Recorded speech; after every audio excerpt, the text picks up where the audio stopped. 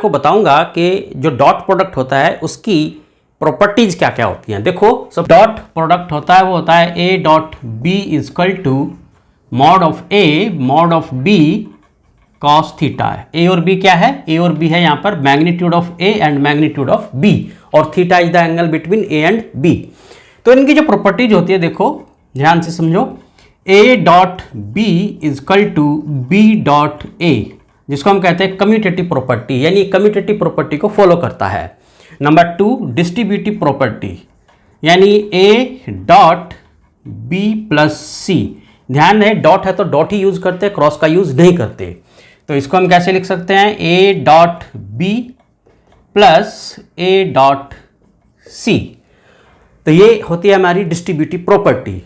Third, अगर suppose आप like vectors का डॉट प्रोडक्ट लेते हैं, यानी ए डॉट ए, तो आप ध्यान रहे कि ए और ए के बिटवीन जो एंगल होगा वो 0 डिग्री का होगा।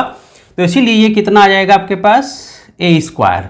जैसे अगर आपके पास यूनिट वेक्टर्स हैं I dot I, J dot J और के डॉट के, तो इनका वैल्यू कितनी होगी? हमेशा 1 होगी। नेक्स्ट, अगर दो वेक्टर्स हैं ये और पैरेलल हैं एक दूसरे के, सो दिस इंप्लाइज दैट कि इनके बिटवीन जो एंगल होगा वो 0 डिग्री होगा। तो इसलिए इस केस में जो ए डॉट बी होगा वो आपका कितना आएगा? Mod of A and mod of B, क्योंकि cos 0 की वैल्यू 1 होती है। cos 0 equal to 1। अब अगर ये एंटी पैरेलल हो, यानी A and B are anti parallel,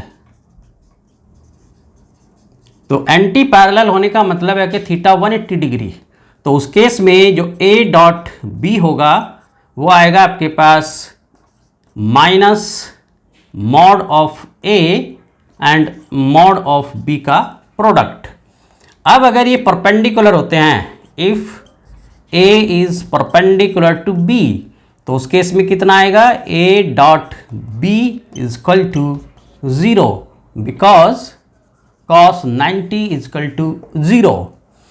तो ये तो थी इसकी कुछ बेसिक सी प्रॉपर्टीज जो डॉट प्रोडक्ट फॉलो करता है।